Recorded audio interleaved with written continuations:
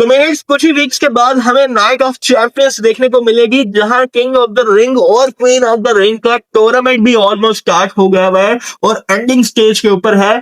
लेकिन अभी तक हमें ये नहीं पता कि हमारे ट्राइबल चीफ यानी कि Roman Reigns world heavyweight champion night of champions के ऊपर क्या करने वाले हैं, क्योंकि रोमन रेंज जो है वो अपना रिटर्न तो करने वाले हैं मंडे नाइट रॉ पर, जो नेक्स्ट मंडे नाइट रॉ होगा वहां पर। लेकिन रोमन रेंज का रोल क्या होगा नाइट ऑफ चैंपियन में, तो आज इसके ऊपर थोड़ा डिटेल में बात करते हैं। और अभी तक जो रूमर्स आ रहे हैं उसके मुताबिक 3 अपोनेंट्स हैं इस टाइम पर रोमन रेंज के लिए, जो कि नाइट ऑफ चैंपियंस के ऊपर रोमन रेंज को फेस कर सकते हैं फॉर वर्ल्ड हैवीवेट चैंपियनशिप। अब सबसे पहले इस लिस्ट में जो नाम आ रहा है वो है एलए नाइट का, क्योंकि एलए नाइट बहुत टाइम से ब्लड लाइन के ऊपर और रोमन रेंज के ऊपर टारगेट करते जा रहे हैं। तो आर्ग्यूबली जो स्मैकडाउन के ऊपर ये क्वालिफायर मैच होना है कल king of the ring tournament के लिए, वहां एलए नाइट भी हैं और जे उसो भी हैं। तो उनका डायरेक्शन जो है वो कहीं ना कहीं लीड कर सकता है कि एलए नाइट जो है वो नेक्स्ट मंडे नाइट रॉ के ऊपर डायरेक्ट आके रोमन रेंज को नाइट ऑफ चैंपियंस के लिए चैलेंज भी कर सकते हैं।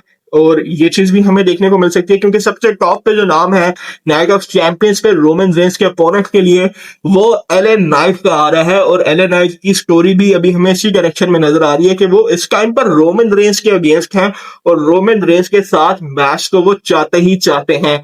लेकिन एलए नाइट के बाद जो दूसरा नाम आ रहा है ये काफी इंटरेस्टिंग है, क्योंकि ब्रॉन्सन रीड जो है वो दूसरे सुपरस्टार हो सकते हैं जो कि अपना रिटर्न करते साथ ही रोमन रेंज के अगेंस्ट फील्ड में आ सकते हैं। अब हिस्टोरिकली देखा जाए तो एलए नाइट हो या ब्रॉन्सन रीड, दोनों की हिस्ट्री रोमन रेंज के साथ काफी पुरानी चलती आ रही है।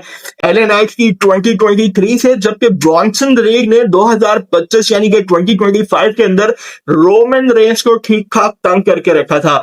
भाई रोमन रेंज के स्नीकर हो या फिर रोमन रेंज हो, भाई ब्रॉन्सन रीड ने कोई चीज छोड़ी नहीं थी और ट्राइबल चीफ को विदाउट शूज फिरना पड़ रहा था ब्रॉन्सन रीड की वजह से। तो ब्रॉन्सन रीड डेफिनेटली, और जिस शेप में अभी ब्रॉन्सन रीड भी थोड़े नजर आ रहे हैं, मतलब इंजरी के बाद उन्होंने रिहैब जो किया है, तो ब्रॉन्सन रीड भी जो है वो मस्कुलर थोड़े दिख रहे हैं। तो ब्रॉन्सन रीड जो है वो एक टफ टाइम दे सकते हैं पूरी ब्लड लाइन को और रोमन रेंज को वर्ल्ड चैंपियनशिप के लिए। अब अगर ब्रॉन्सन रीड को हटाया जाए तो सबसे एंड पर जिस बंदे का नाम आ रहा है ये कोई और नहीं बल्कि सेथ फ्रीकिंग रॉलिंस है। अब इस मैच के चांसेस बहुत कम है नाइट ऑफ चैंपियंस के लिए, क्योंकि सेथ रॉलिंस को already king of the ring tournament का स्पॉट जो है वो कास्ट करवा दिया था ब्रॉन ब्रेकर ने।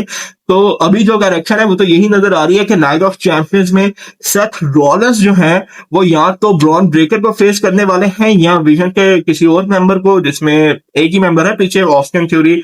लेकिन आगे भी चांसेस यही है कि सेथ रॉलिंस और ब्रॉन ब्रेकर का मैच होगा नाइट ऑफ चैंपियंस में। लेकिन अगर रोमन रेंज के लिए कोई अपोनेंट ना हुआ तो डब्ल्यूडब्ल्यूई कोई रोमन रेंज वाली डायरेक्शन भी निकाल सकती है, लेकिन इस चीज के चांसेस बहुत कम है। समर स्लैम वो जगह हो सकती है जहां हमें रोमन रेंज और सेथ रॉलिंस का हिस्टोरिक मैच दोबारा से देखने को मिल सकता है, लेकिन नाइट ऑफ चैंपियंस में बहुत ही कम चांसेस हैं। लेकिन जिनके ज्यादा चांसेस हैं वो है एलए नाइट और ब्रॉन्सन रीड।